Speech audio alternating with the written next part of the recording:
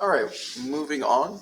Again, get out your kind of your Unit 1 overview, keeping track of everything that you're doing so far in Unit 1. And you should have something here for 1-1. We covered that in 1-2. You should have things filled in for that, but today what we're talking about is 1-3. And really in 1-3, kind of more of a review on what we like to call the distributive property.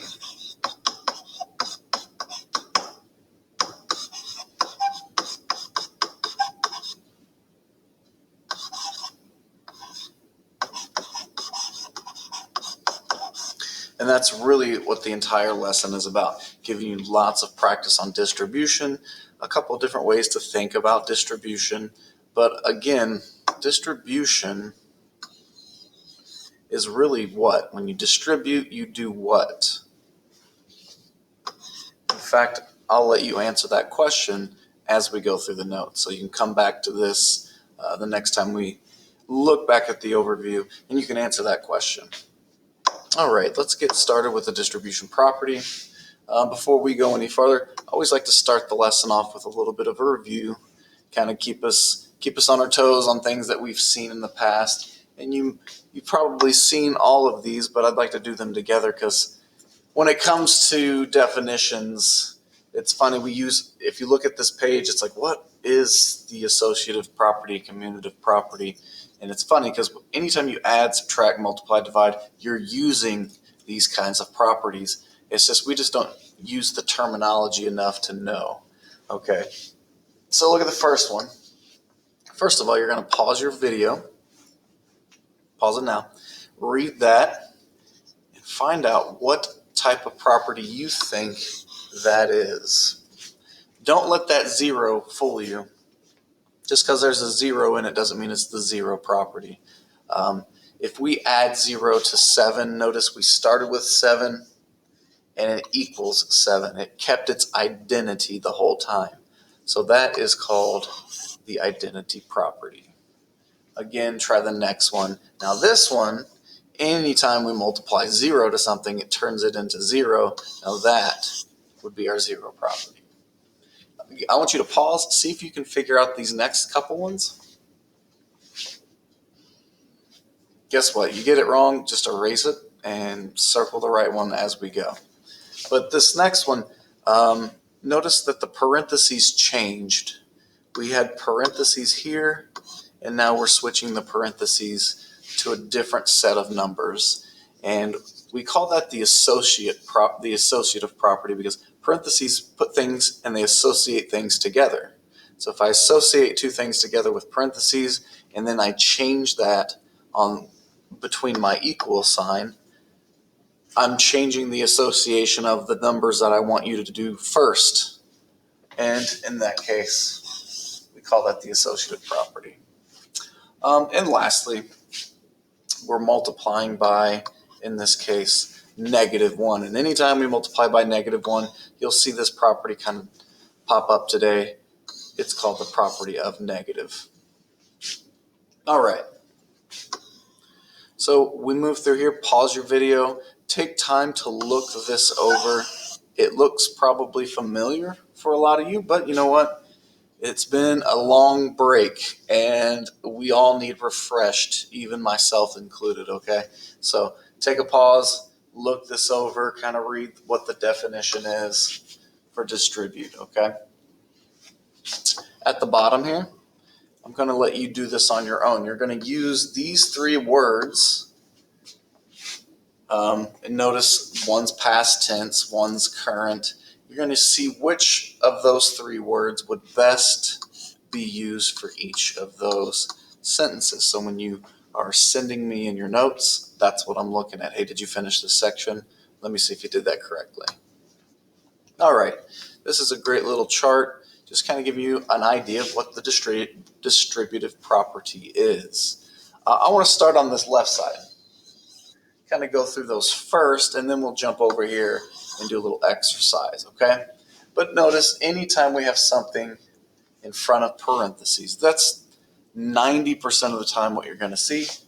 We are multiplying that. We're distributing that to everything inside the parenthesis. All right. Sometimes they like to be cute and put a number, or in this case, a variable, on the right side of the parenthesis, but it doesn't change anything. You're still distributing that to everything on the inside. And it doesn't change if it's addition or if it's subtraction. We're still distributing no matter what's going on inside the parenthesis. Whatever operation's happening, we're still going to distribute that outside number. So if you jump over to the right side, I want you to pause the video and see how you would fill these out. So if we distributed 3, it means we're distributing 3 to the 10, and we're distributing 3 to the 4. For this exercise, we're done, but obviously in your homework, you'll go ahead and multiply those two things out, use PEMDAS, and simplify. Here, a little different.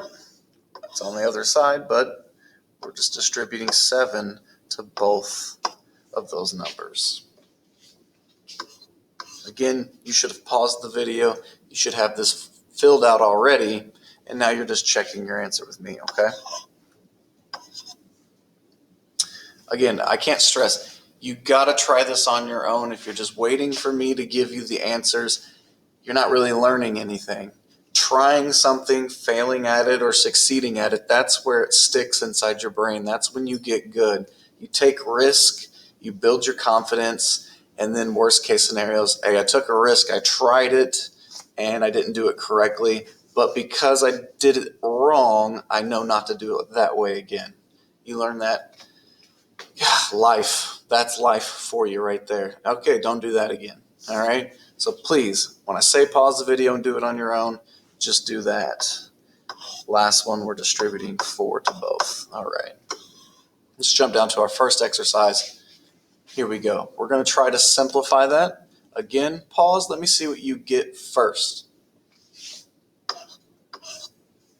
So hopefully, I always do that. I like to draw my little lines just to kind of make a connection and visualize in my brain what I'm doing.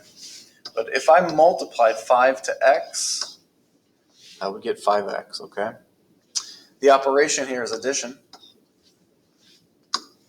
And now I'm multiplying 5 to 7. So see how I distributed 5 to everything on the inside? I'm not going to leave my answer, and you shouldn't leave your answer like that either. We can clean this up.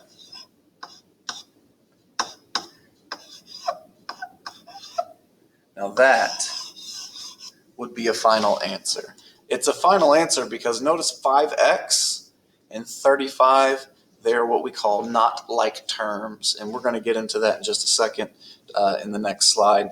But if they're not like terms, if they're not identical variables, we cannot add or simplify anymore. Next one. There's a fraction. Don't freak out. Try this on your own by pausing the video.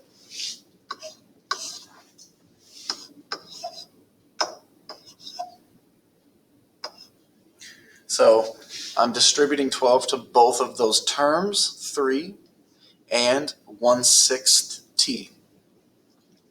So distribute to 3. We have the operation of subtraction. And now I'll distribute 12 to the 1/6 t. Okay. And now we can clean that up. And I'm going to show you just a little trick here. 12 times 3, there's no trick there. That's just 36. But fractions, everybody hates fractions. But I'm telling you, when you start to understand fractions, you kind of pick up on nice little tricks to make fractions easier. Don't we want to make things easier? Yes, we do. Okay, multiplying by fractions. Ready? Write this down. Multiplying by fractions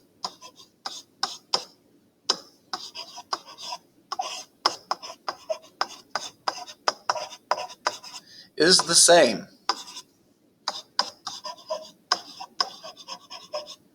as, let's see if this works, dividing by denominator.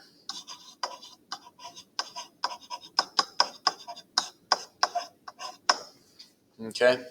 So if I multiply by fractions, we've got all these rules with adding and subtracting and multiplying and dividing fractions. But in this case, if I'm multiplying 12 to 1/6, it's the same as multiplying 12, but dividing it by 6. So I can reduce that. I can simplify 12 divided by 6. I still have 1 in the numerator. You'll have other numbers in the numerator, but I can at least simplify 12 divided by 6, right? Isn't 12 divided by 6 2? I still have 1 and I still have t, but I don't have anything in the denominator anymore. So that's one way to look at it. Can I reduce the things that are being multiplied when it comes to fractions? 12 divided by 6, yes, I can. And I'm not going to leave my answer like that because I can multiply 2 times 1.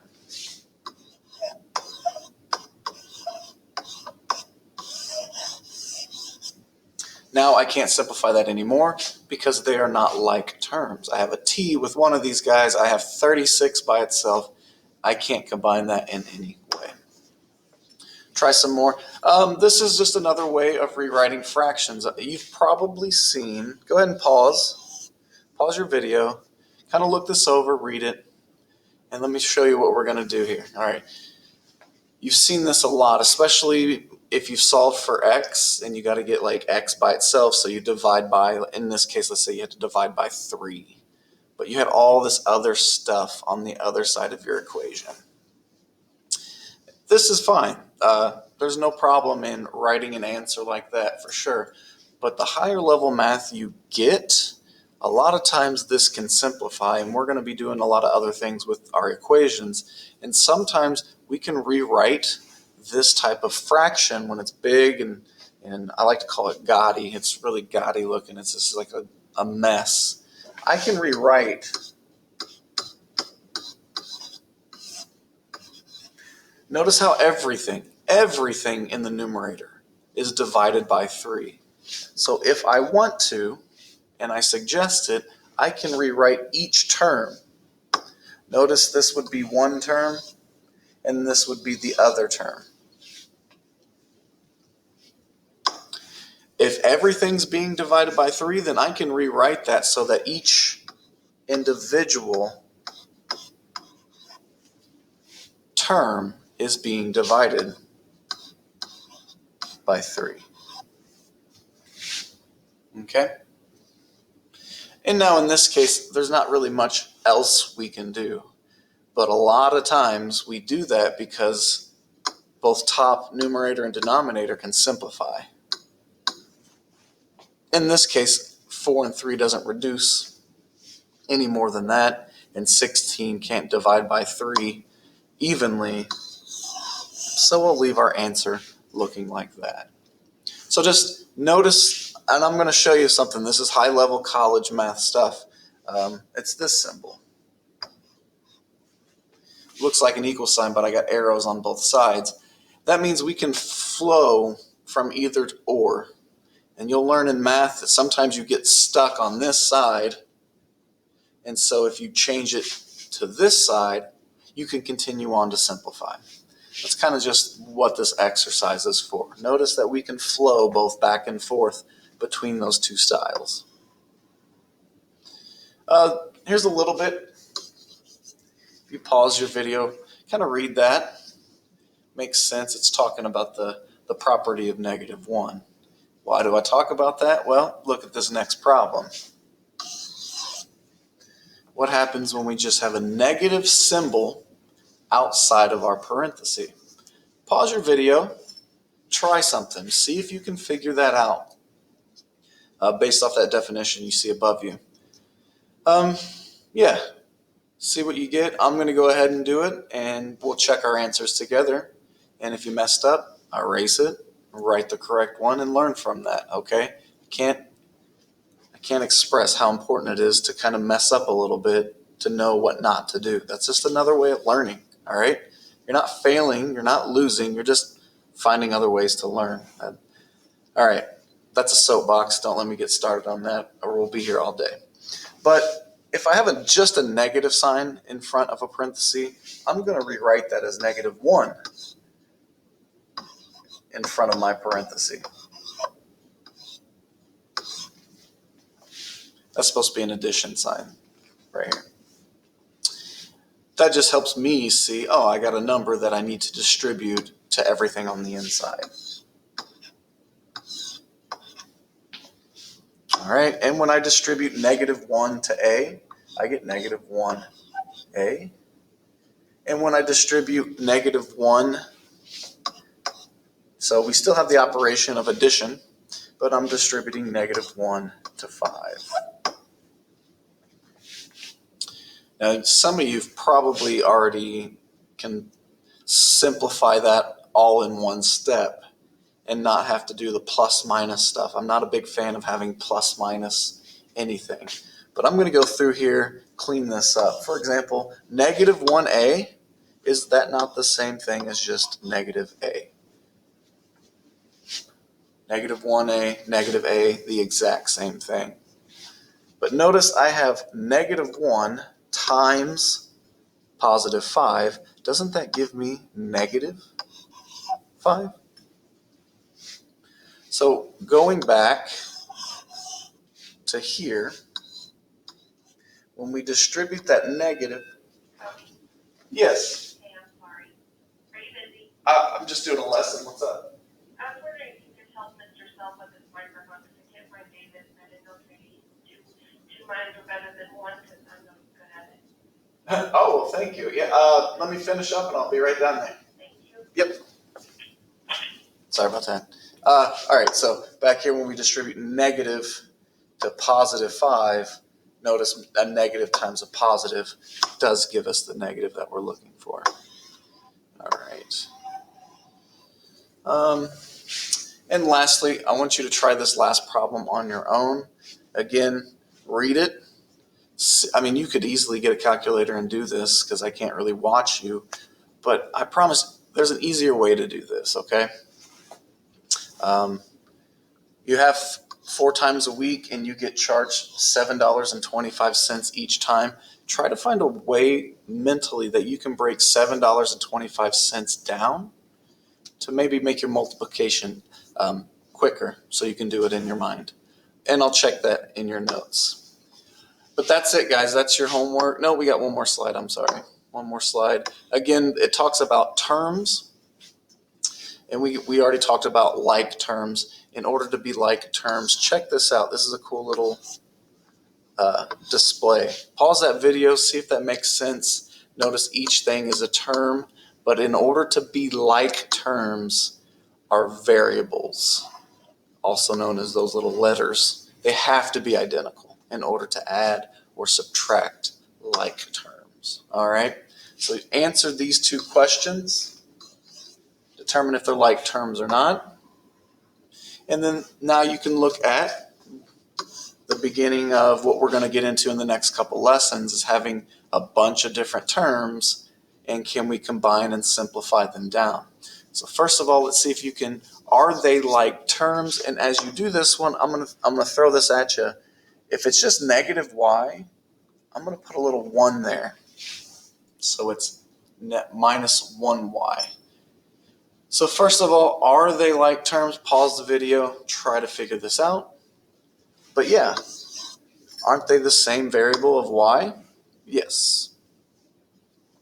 So how would we combine the like term of 3y, oh my, -1y? Oh, that's terrible. That's a y.